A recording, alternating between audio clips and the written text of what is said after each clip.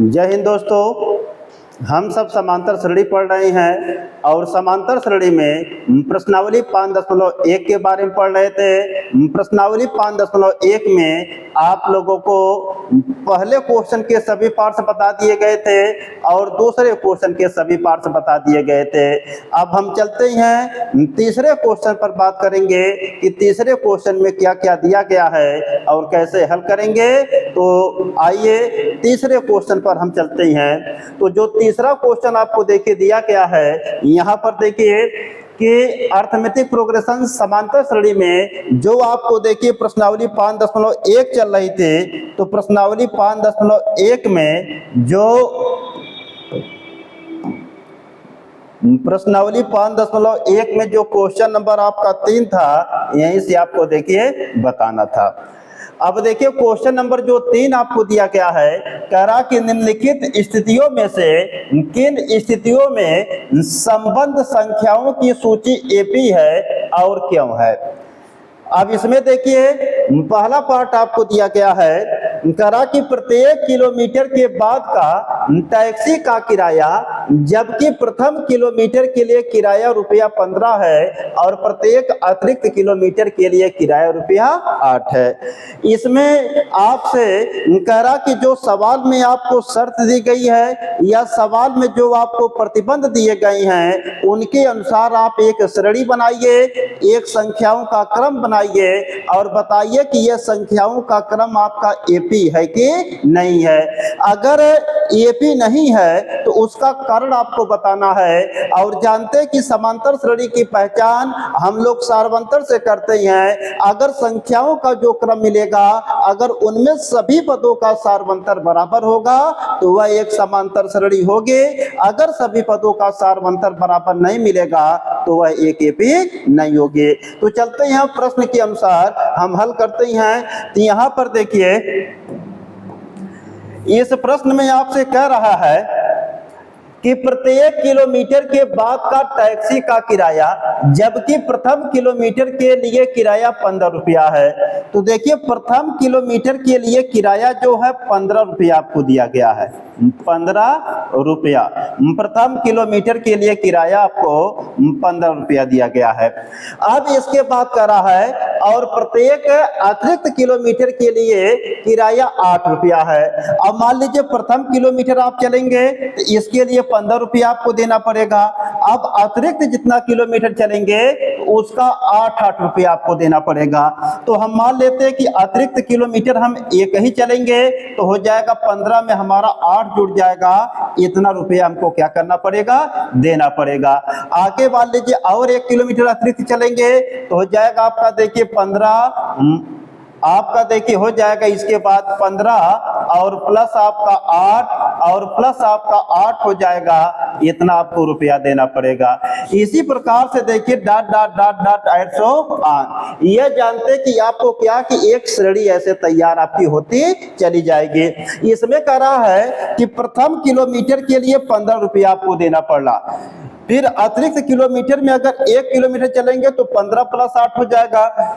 अगर अतिरिक्त में 2 किलोमीटर चलेंगे तो 15 प्लस 8 प्लस 8 हो जाएगा। ऐसे अतिरिक्त में अगर 3 किलोमीटर चलेंगे तो 15 प्लस 8 प्लस 8 प्लस 8 हो जाएगा। तो ऐसे आप 8 जोड़ते चलेंगे और आपको अनेक श्रेणी में संख्याएं प्राप्त होती जाएंगे।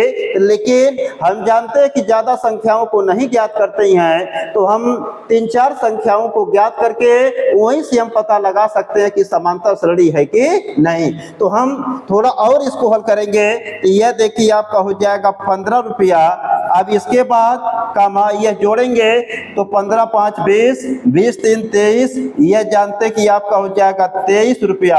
और इसके बाद 23 में 8 जोड़ देंगे तो आप जानते कि यहाँ पर 23 और 7 मिलके 30, 30 एक 31, आपका 31 रुपया हो जाएगा। इसके बाद डॉट डॉट डॉट डॉट 800 आपका हो जाएगा।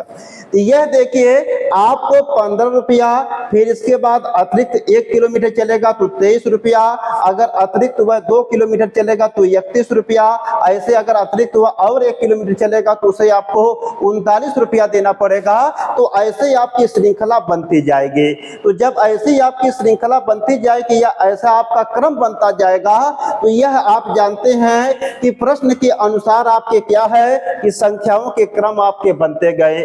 तो प्रश्न के अनुसार आपके ये संख्याएं प्राप्त होती गई और कह रहा कि बताइए कि यह संख्याएं एपी हैं कि नहीं है। तो जब एपी में इनको बताना है तो आपको बताना कि यह संख्याओं का जो क्रम है यह एपी है कि नहीं। तो आप जानते हैं कि एपी को बताने के लिए हमको सभी पदों का सारवंतर निकालना पड़ेगा। तो सभी पदों का सारवंतर निकालिए। तो जब सभी पदों का हम सारवंतर निकालेंगे तो आप जानते हैं कि जो आपकी सीरीज होती है उस सीरीज में जो पद होते हैं उनको हम ए से लिखते हैं। यह प्रथम पद है A1, यह द्वितीय पद है A2, यह तृतीय पद है आपका A3 हो जाएगा। इसके बाद जानते हैं कि जितने आपके पद मिलते हैं सभी पदों का सारवंतर निकालेंगे।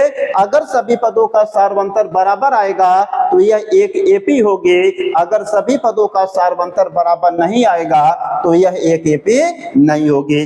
तो यहाँ से सारवंतर D1 का मान निकालेंगे तो हो जाएगा A2 माइनस A1। A2 का मान 23 दिया है, माइनस A1 का मान आपको 15 दिया है, घटा देंगे आपका 8 आ जाएगा। इसी प्रकार से आप D2 निकालेंगे तो D2 इक्वल टू होता है A3 माइनस A2 बराबर। इसके बाद A3 का मान देखिए आपको 31 दिया है, 31 में से A2 माने 23 घटा लेंगे तब भी आपको मिलेगा 8। तो यहाँ पर देखिए दोनों सारवंतर आपको बराबर दिया गया है। तो लिखेंगे जो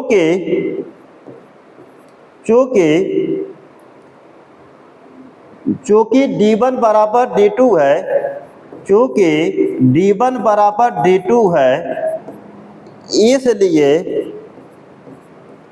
यह एक एपी है। इसलिए यह एक एपी है।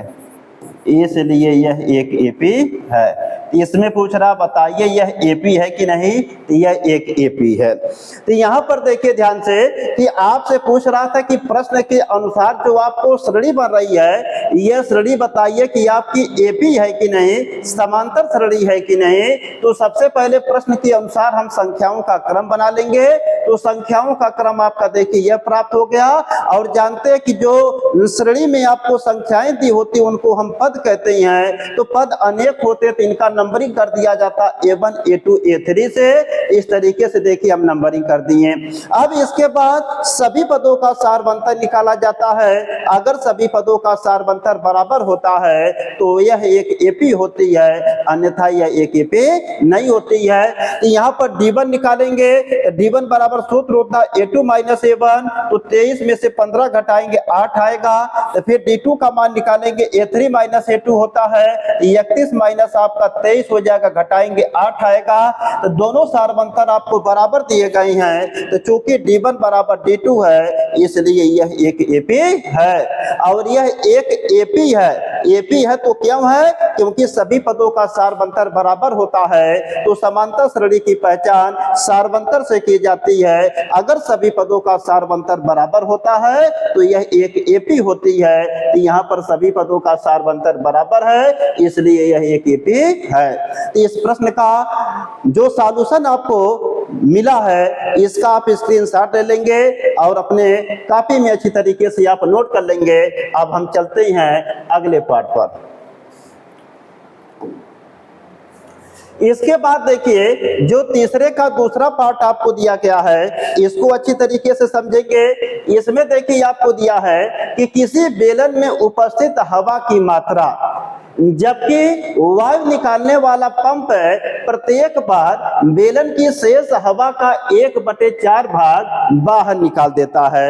यहाँ पर जो आपको दिया है इसमें कह रहा कि एक आपको पंप दिया गया है। आप जानते हैं कि जिसकी सहायता से हम लोग क्या करते हैं कि साइकिल में वायु या हवा को भरते हैं। तो आप जानते हैं कि जब साइकिल में हवा जो भरी जाती है उस पंप की यहाँ पर बात किया जा रहा है। तो इसमें करा कि किसी बेलन में उपस्थित हवा की मात्रा, किसी बेलन में उपस्थित हवा की मात्रा।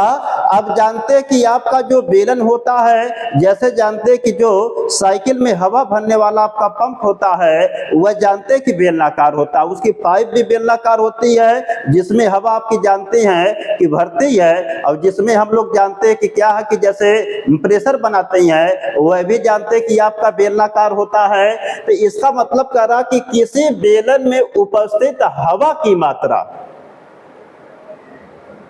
अगर हम मान लीजिए चित्र के माध्यम से जैसे आपको बताए, तो यहां पर मान लेते हैं कि आपका यह एक पंप है, यह इस तरीके से आपका एक पंप दिया गया है। इस पंप में देखिए आपका हत्था लगा होता है, यह मान लीजिए हत्था आपका लगा है जिससे आप प्रेस करते हैं। अब इसके बाद देखिए ध्यान से कि इसी में से एक नली आपकी लगी रहेगी, यह नली मान लीजिए लगी है। इस नली में जो लगी है, इसी नली के माध्यम से जानते हैं कि आपकी वायु या हवा बाहर निकलती है। अब इसके बाद जानते हैं कि इसमें करा की जितनी आपकी हवा है, करा कि किसी बेलन में उपस्थित हवा की मात्रा, अगर इसमें हम हवा यक्स मान लेते हैं तो जानते हैं कि बेलन में जितनी हवा है, जबकि वायु निकालने वाला पंप प्रत्येक बार बेलन की शेष हवा का 1/4 भाग बाहर निकाल देता है। इसका मतलब इसमें जितनी हवा है, अगर एक बार आप पंप करते हैं तो जितनी हवा है उस हवा का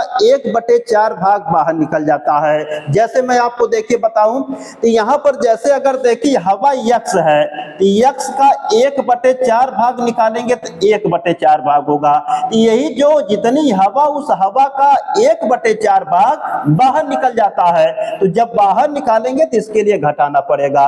तो इसका मतलब क्या निकला देखिए, इसका मतलब ये निकला कि अगर हवा को हम हवा की मात्रा को यक्स मान ले, तो इसके बाद जानते हैं कि हवा आपकी यक्स है हवा की मात्रा, और इसका 1/4 भाग, तो यक्स का 1/4 भाग आप क्या करेंगे देखिए, यक्स का 1/4 भाग आप निकालेंगे तो जानते हैं कि जितनी हवा की मात्रा है उस हवा की मात्रा का 1/4 भाग बाहर निकल जाता। तो बाहर निकालने के लिए क्या करेंगे, घटाएंगे। अब इसके बाद यह जो मान आएगा तो 4 का गुणा करेंगे यक्स में, तो 4x में से x जाएगा 3x/4।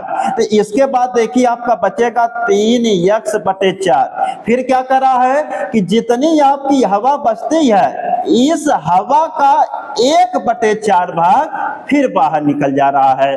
तो इसका मतलब क्या है कि जितनी आपकी हवा है उस हवा की मात्रा का 1/4 भाग प्रत्येक बार बाहर निकल रहा है, जितनी बार हम पंप क्या करते हैं, प्रेस करते हैं। तो इसका मतलब अगर हवा को हम यक्स मानेंगे तो हवा आपकी कितनी है, यक्स है। तो अगर हवा की मात्रा आपकी यक्स दी गई है तो इस यक्स का 1/4 भाग निकालेंगे तो यक्स गुणे 1/4 भाग होगा। तो हवा की मात्रा का 1/4 भाग ए होगा। यह बाहर निकल जा रहा है, तो बाहर निकालने के लिए क्या करेंगे, घटाएंगे। तो फिर इसके बाद जानते हैं कि जितनी मात्रा आपकी बचेगी, इसमें कितनी मात्रा बचेगी, तो 3x/4, तो 4x माइनस x/4, तो आपका बचेगा 3x/4। इसके बाद देखिए जितनी हवा आपकी बची है, फिर इस हवा का 1/4 भाग करेंगे, तो इस हवा का 1/4 भाग फिर क्या है कि बाहर निकल जा रहा है। तो इसमें कह रहा कि प्रत्येक बार हवा की मात्रा का 1/4 भाग आपका बाहर निकलता चला जा रहा है। तो यह आपका प्रश्न है। आप जानते हैं कि इसमें देखिए दिया है कि किसी बेलन में उपस्थित हवा की मात्रा, देखिए हवा हिंदी भाषा में हम लोग हवा शब्द का प्रयोग करते हैं, लेकिन इसी हवा शब्द को हम जानते हैं कि संस्कृत भाषा में वायु कहते हैं। जबकि वायु निकालने वाला पंप प्रत्येक बार, यहाँ जबकि हवा निकालने वाला पंप प्रत्येक बार बेलन की शेष हवा का 1/4 भाग बाहर निकाल देता है। यह भी हो सकता है कि एक जगह वायु दिया है तो वायु का तात्पर्य वहां पर हवा से ही है, क्योंकि जानते हैं कि हवा का जो संस्कृत में नाम होता हुआ वायु होता है, हवा को संस्कृत में हम वायु कहते हैं। अब यहाँ पर जानते हैं कि यह देखिए यक्स अगर मात्रा माने, इस यक्स का 1/4 भाग बाहर निकलेगा तो माइनस कर देंगे, फिर जितनी हवा आपकी बची है फिर इसका 1/4 भाग बाहर निकालेंगे तो माइनस कर देंगे। तो ऐसे ही आपकी हवा की मात्रा निकलती जा रही है। तो इस तरीके से आपकी एक श्रेणी तैयार होती जाएगी। तो चलते हैं, अब आपको हम श्रेणी बनाते हैं कि प्रश्न के अनुसार जो श्रेणी बनेगी इसको हम बनाने का प्रयास करते हैं। तो यह मैं एग्जाम्पल देखिए आपको थोड़ा सा समझाने का प्रयास किया कि ताकि आप अच्छी तरीके से समझ ले। अब इसके बाद इस प्रश्न को देखिए हल करते हैं और इसको हम बताते हैं कि कैसे आप देखिए लगाएंगे।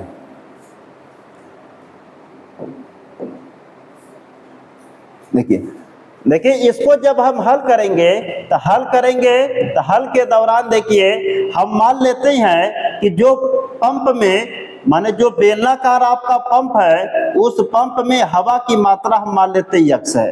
हवा की मात्रा कितनी है? यक्स है।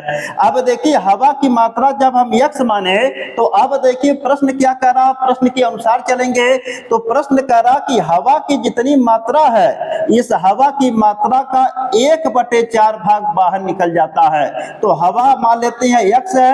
अब इस यक्स का 1/4 भाग बाहर निकलेगा, यक्स का 1/4 भाग, देखिए जितनी हवा की मात्रा है उसी हवा की मात्रा का 1/4 भाग बाहर निकल जा रहा है। तो बाहर निकालने के लिए क्या करेंगे? माइनस करेंगे। अब इसके बाद देखिए और इसे हल करेंगे तो आप जानते हैं कि इसका इसमें गुणा करेंगे तो 4x में से x निकलेगा 3x/4 आएगा। तो अब देखिए हवा की मात्रा कितनी बचेगी? 3x/4 बचेगी। अब इसके बाद कह रहा है कि फिर जितनी हवा की मात्रा बचती है फिर इसका 1/4 भाग बाहर निकल जा रहा है। तो इसका 1/4 भाग निकालिए तो 3x/4, इसका 1/4 भाग निकालेंगे तो आप जानते हैं कि 1 कितना हो जाएगा? 4। तो क्योंकि कह रहा कि हवा की मात्रा का 1/4 भाग का माने गुणा होता है, तो हवा की मात्रा देखिए 3x/4, इसका 1/4 भाग। तो हवा की मात्रा का माने देखिए गणित में गुणा का चिन्ह होता है, 1/4 कर देंगे। अब यह जितनी मात्रा आपकी देखिए बची है इसी मात्रा का 1/4 भाग फिर क्या कि बाहर निकल जा रहा। इसी प्रकार से आप निकालते चलेंगे तो आपकी ऐसे श्रेणी बनती जाएगी। तो हम जानते हैं कि आपको 3 पद तक का ज्ञात करते हैं, क्योंकि इतने से आपका सवाल लग जाएगा तो ज्यादा पद आपको निकालने की आवश्यकता नहीं है, क्योंकि इससे आपका समय नुकसान होगा।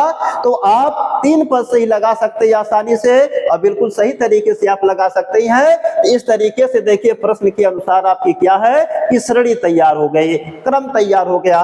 थोड़ा और इसे हम सिंप्लीफाई कर लेते हैं। जब इसे और सिंप्लीफाई करेंगे तो मिलेगा x कामा, इसके बाद इसका गुणा करेंगे तो यह मिल जाएगा आपका 3x/4 मिलेगा कामा।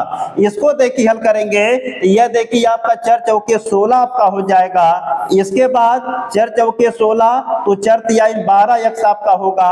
और यह देखिए 3x, तो 12x में से 3x जाएगा तो आपका बचेगा 9x। तो यह देखिए आपका हो जाएगा 9x/16। इसके बाद comma dot dot dot dot dot dot dot ऐसो आन आपका हो जाएगा।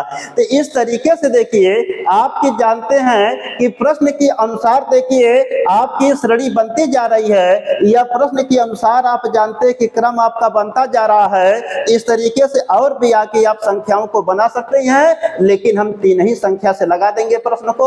अब जानते हैं कि प्रश्न के अनुसार देखिए यह आपको संख्याओं का क्रम प्राप्त हुआ है, और जानते हैं कि संख्याओं का जो क्रम होता है उनको हम पद कहते हैं। अब इन पदों को आप दर्शाएंगे, यह पहला पद इसको हम A1 से लिखेंगे, और यह दूसरा पद आपका A2 से लिखेंगे, यह तीसरा पद आपका A3 से लिखेंगे। और इसमें आपको बताना है यह एक AP है कि नहीं है। तो AP के लिए सभी पदों का सारवंतर आप निकालेंगे तो आप जानते हैं हैं। जब इनके बीच का सारवंतर आप निकालेंगे इसे हम D1 कहेंगे, और जब इनके बीच का सारवंतर निकालेंगे इसको D2 कहेंगे। अगर दोनों पदों का सारवंतर मतलब अगर D1 और D2 दोनों बराबर आएंगे तो यह एक AP रहेगा, अगर नहीं आएगा तो यह एक AP नहीं रहेगा। इसे और देखिए हल करते हैं, तो जब और हल करेंगे इसे तो ध्यान से देखिएगा, यहां पर देखिए D1 का मान निकालेंगे तो D1 इक्वल टू आपका हो जाएगा D1 इक्वल टू हो जाएगा आपका A2 माइनस A1। तो A2 का मान आपको दिया गया है 3x बटे आपको 4 दिया गया है, माइनस A1 का मान आपको x दिया गया है। इसे हल करेंगे, देखिए यहाँ पर जानते हैं चाहे तो तिर्यक गुणा से भी आप लगा सकते हैं या डायरेक्ट आप लगा सकते हैं। 4 का गुणा करेंगे x में तो 4x, और 4x में से 3x जाएगा तो हो जाएगा माइनस x, और बटे कितने के 4 के। फिर से देखिए इस 4 का x में गुणा करेंगे 4x, और 4x में से 3x घटाएंगे तो हो जाएगा माइनस x बटे 4। अब इसी तरीके से आप D2 का मान निकालेंगे तो D2 इक्वल टू हो जाएगा आपका A3 माइनस आपका A2 के। तो A3 का मान रखेंगे तो A3 का मान आपको 9x बटे 16 दिया गया है, माइनस A2 का मान रखेंगे 3x बटे 4 दिया गया है। दोनों का देखिए लघुत्तम 16 आप लेके लगा सकते हैं। यहाँ पर देखिए दोनों का एलसीएम आपका 16 हो जाएगा। इसके बाद काटेंगे तो यह आपका 9x प्राप्त होगा, और यह 4 चौके 16 4 तिहाई आपका यह 12x हो जाएगा। तो अब इसको घटाएंगे तो 12 में से 9 जाएगा माइनस आपका 3x बटे आपका 16 हो जाएगा। इन दोनों का लघुत्तम आपका 16 हुआ, 16 एक कम 16, एक से जानते गुणा करेंगे 9x में 9x हो जाएगा। यह देखिए 4 दिया गया है तो 4 चौके 16, 4 बार में कटेगा, 4 को गुणा करेंगे 4 तिहाई 12x, और इसके बाद 12x में से 9x घटाएंगे माइनस 3x हो जाएगा, और बटे आपका 16 हो जाएगा। तो यहाँ पर अगर देखिए यह जानते कि आपको D1 का मान अलग आया है, यहाँ पर यह D2 का मान भी आपको अलग आया है, तो इसका मतलब यहाँ पर दोनों जानते हैं कि सारवंतर क्या है, अलग अलग है। तो जब सारवंतर आपका अलग है तो लिखेंगे यहाँ पर चूंकि D1 is not equal to D2 है। यहाँ पर देखिए दोनों पदों का सारवंतर आपको बराबर नहीं आया है, इसलिए यह एक AP नहीं है, इसलिए यह एक AP नहीं है, इसलिए यह एक AP नहीं है, इसलिए यह एक AP नहीं है। तो इसका मतलब यह AP नहीं है, इसका यही क्या हो जाएगा, बोलिए आंसर हो जाएगा। इसमें कह रहा आपसे कि बताइए कि यह AP है कि नहीं, तो यह AP नहीं है।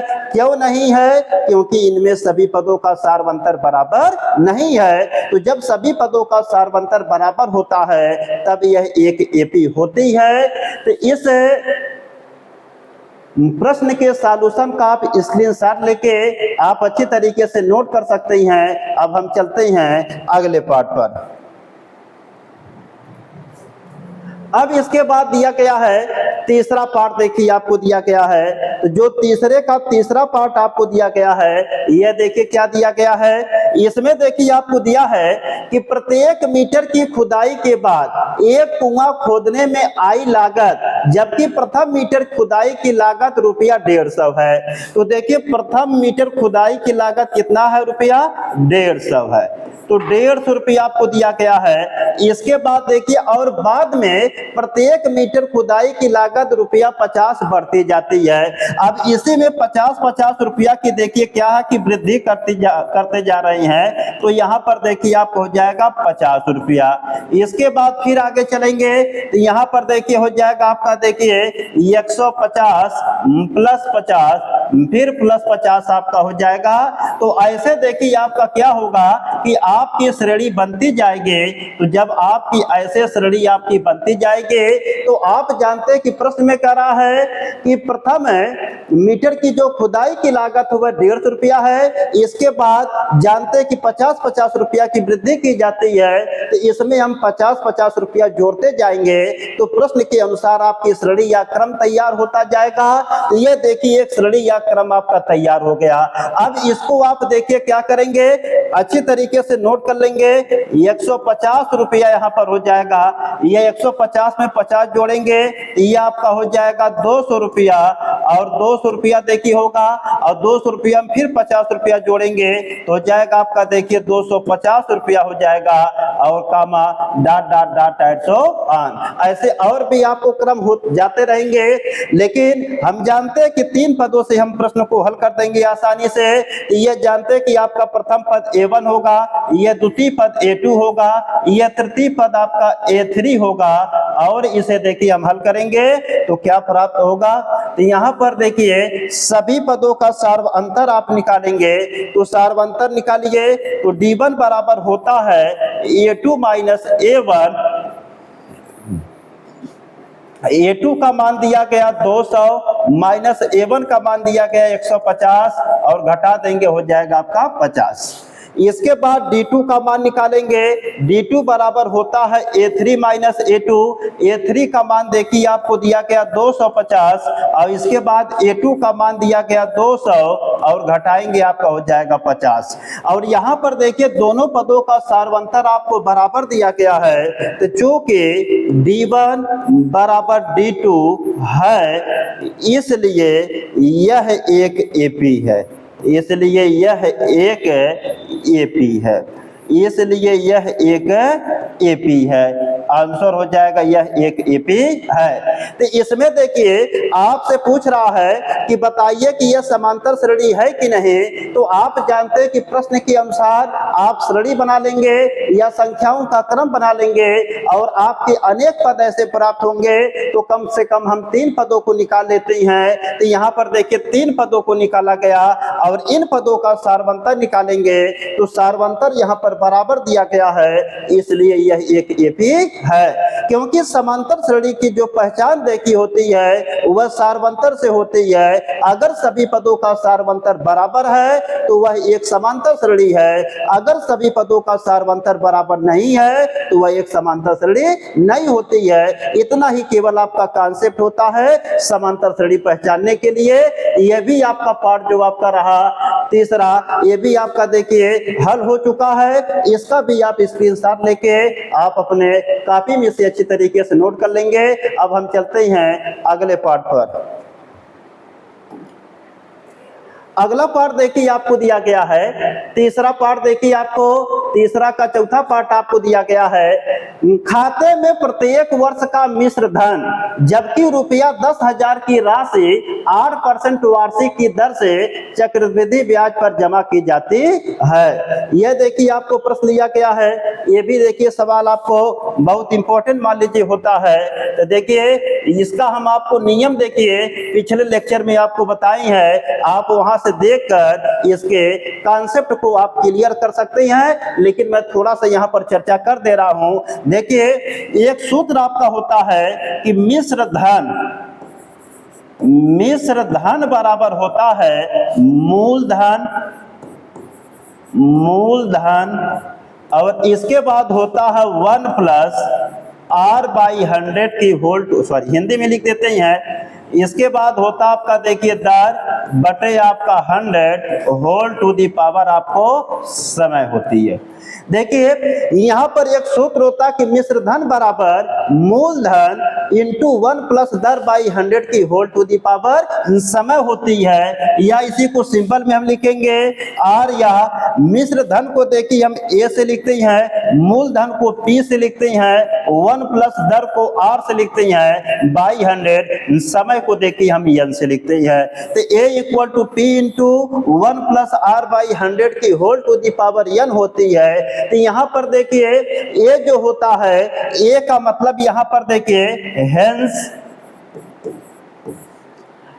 A का मतलब देखिए आपका होता है अमाउंट। A का मतलब यहाँ पर होता अमाउंट का मतलब होता है यहाँ पर आपका मिश्र धन होता है, मिश्र धन। और देखिए यहाँ पर P का मतलब आपका होता है प्रिंसिपल, और प्रिंसिपल का मतलब यहाँ पर देखिए मूलधन होता है, मूलधन आपका होता है। अब इसके बाद देखिए यहाँ पर आपका R फॉर आपका देखिए रेट होता है, रेट का मतलब यहाँ पर देखिए दर होता है। इसके बाद n फॉर होता है नंबर ऑफ टाइम आपका होता है, नंबर ऑफ टाइम मतलब समय की संख्या आपकी होती है, या हम इसे सीधे सीधे कर दे कि यह आपका समय होता है। तो इस सूत्र को देखिए, आपको जो थियरी वाले आपके लेक्चर है, स्टार्टिंग के जो लेक्चर्स है उसमें आपको इस सूत्र को अच्छी तरीके से बताया गया है। तो यहाँ पर सवाल आ गया, फिर से हम इसे एक बार रिमाइंड कर दिए हैं। तो यहाँ पर देखिए जो सूत्र आपका होता है कि मिश्र धन बराबर मूलधन इंटू 1 प्लस दर बाई 100 की होल टू दी पावर समय होता है, या इसे हम सिंबल फॉर्म में लिखेंगे तो हो जाएगा a equal to p into 1 plus r by 100 की whole to the power n। जहां पर देखिए a फॉर आपका अमाउंट होता मिश्र धन, p फॉर आपका प्रिंसिपल होता मूलधन, r फॉर आपका रेट होता दर, और n फॉर आपका नंबर ऑफ टाइम आपका समय होता है। तो इसी सूत्र का देखिए हम प्रयोग करके इस प्रश्न को आप हल करेंगे, क्योंकि जानते करा कि खाते में प्रत्येक वर्ष का मिश्र धन। तो यहाँ पर देखिए मिश्र धन नाम आया, तो मिश्र धन देखिए, जबकि रुपया 10,000, तो जो 10,000 आपका है यह देखिए मूलधन बनेगा, और की राशि 8% की दर से, जो देखिए यहाँ पर दर दिया गया इसमें आपका दर बन जाएगा, चक्रवृद्धि ब्याज पर जमा की जाती है। इसका मतलब जानते हैं कि चक्रवृद्धि ब्याज आपकी वार्षिक ज्ञात की जाती है। तो यहाँ पर n का मान देखिए 1 वर्ष के लिए 1 रखेंगे, 2 वर्ष के लिए 2 रखेंगे, 3 वर्ष के लिए 3 रखेंगे। तो हम ऐसे निकालते चलेंगे तो हम जानते हैं कि कम से कम 3 वर्ष का निकाल के सवाल को लगा सकते हैं। बहुत ज्यादा आपको ज्यादा श्रेणी आपको बनाने की आवश्यकता नहीं है, ज्यादा आपको संख्याओं को लेने की आवश्यकता नहीं है, उससे आपका समय का नुकसान होगा और तब भी आपको उतने ही नंबर मिलेंगे, और तब भी आपको उतने ही नंबर मिलेंगे। तो चाहे आप बड़े रूप में लगाइए चाहे आप छोटे रूप में लगाइए, तो छोटे रूप में लगाएंगे तो आपका समय भी बचेगा और इसके बाद कोई दिक्कत भी आपको नहीं होगी। इस तरीके से देखिए इस सूत्र पर यह सवाल आपको दिया गया है, इस सवाल को देखिए हल करते हैं तो इसी सूत्र का हम प्रयोग करेंगे तो आप अच्छे तरीके से इस सवाल को आप समझेंगे। इसके बाद आगे फिर चलेंगे।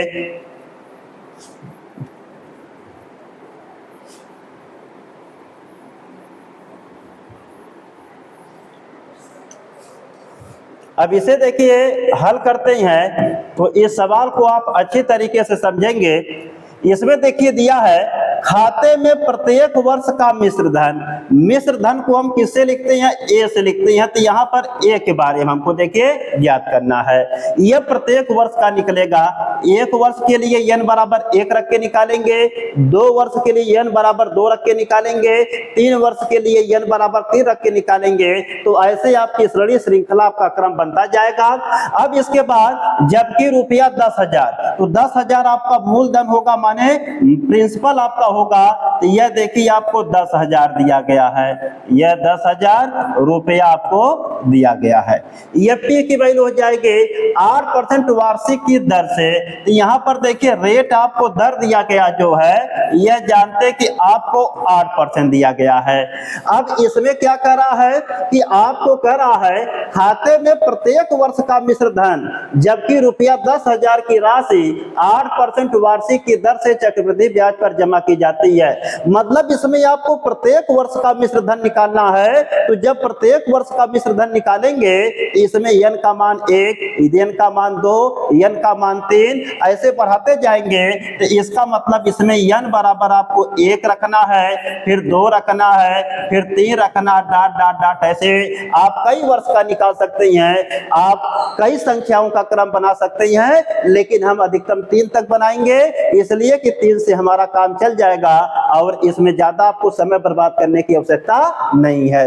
अब देखिए तो यहाँ पर देखिए क्या करेंगे, सूत्र अब हम लगाएंगे। सूत्र जो आपका देखिए होता है सूत्र A equal to P into 1 plus R by 100 की whole to the power n से हल करने पर,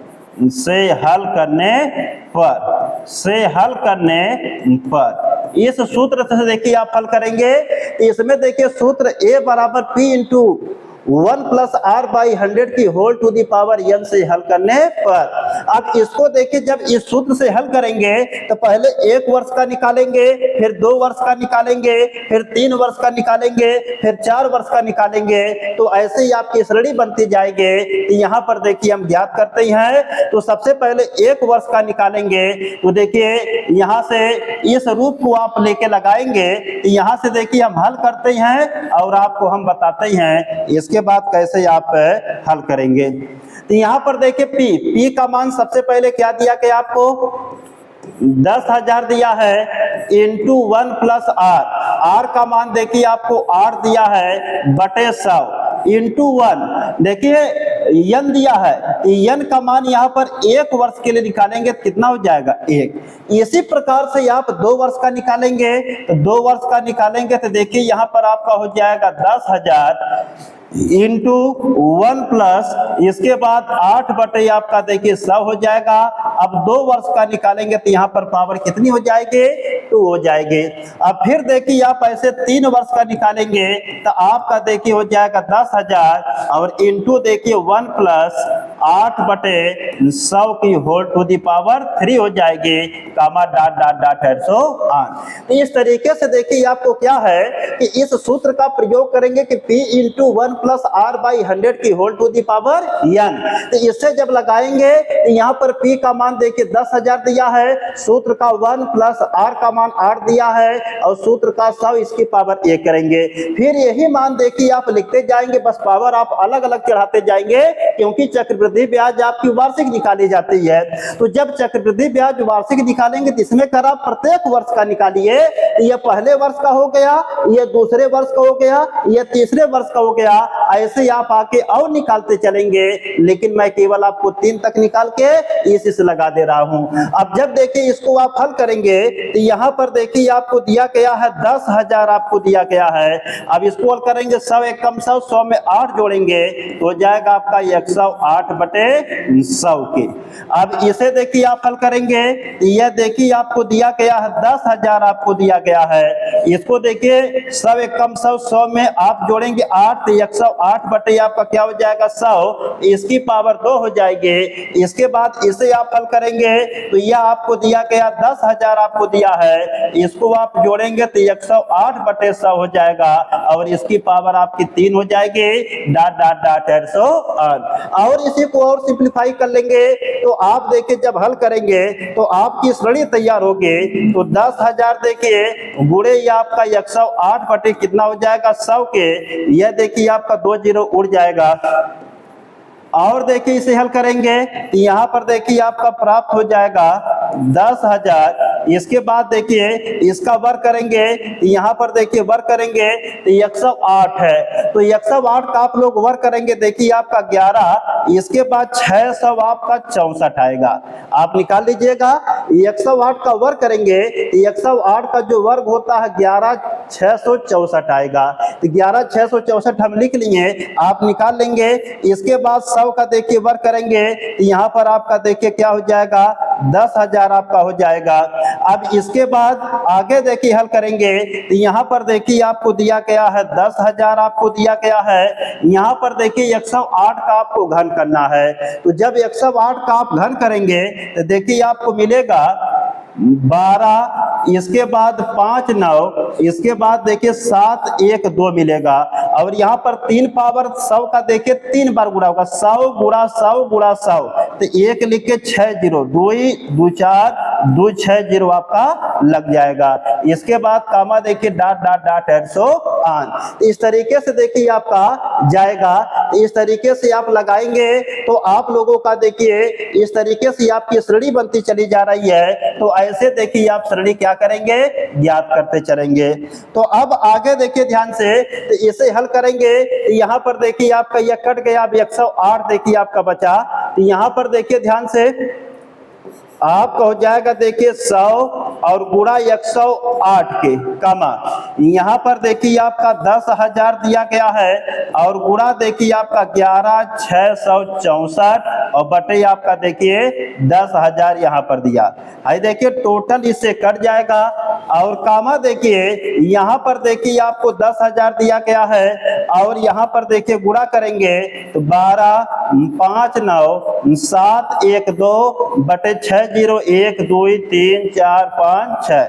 यहाँ पर देखिए 4 जीरो से ये 4 जीरो आपका कट जाएगा तो मिलेगा क्या 108 का 100 में गुणा करेंगे तो 108 डबल जीरो आपका लग जाएगा और इसे देखिए हल करेंगे तो 11,600 आपका 64 आ जाएगा और इसको देखिए हल करेंगे तो यहाँ पर 2 अंक पे दशमलव लग जाएगा आपका 12, 5, 9, 7 दशमलव 1, 2 हो जाएगा कामा आपका डॉट डॉट डॉट 800 यहाँ पर कामा डॉट डॉट डॉट 800 आपका हो जाएगा।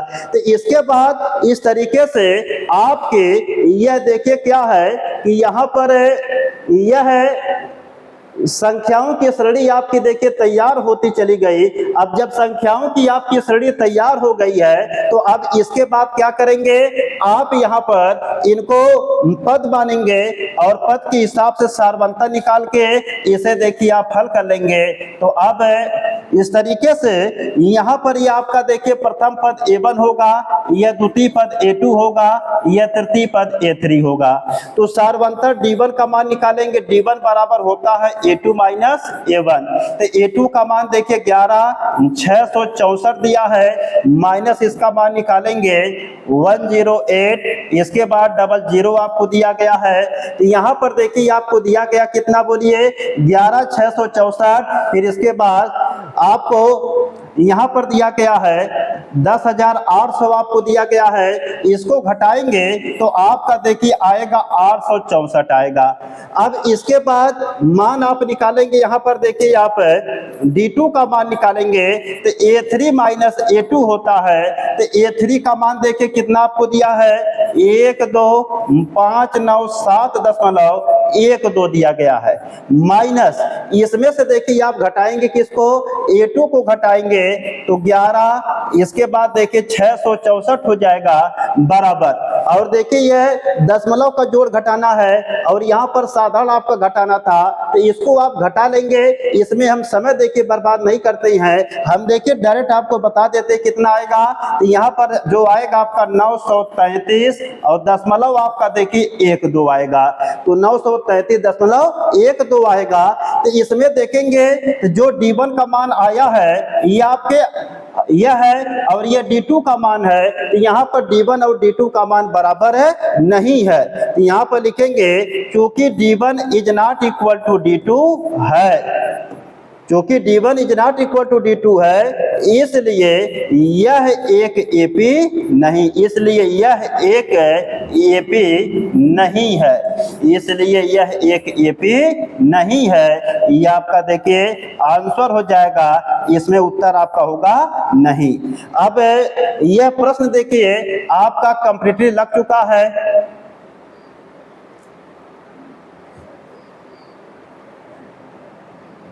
यह प्रश्न देखिए आपका जो है कंप्लीटली आपका लग चुका है।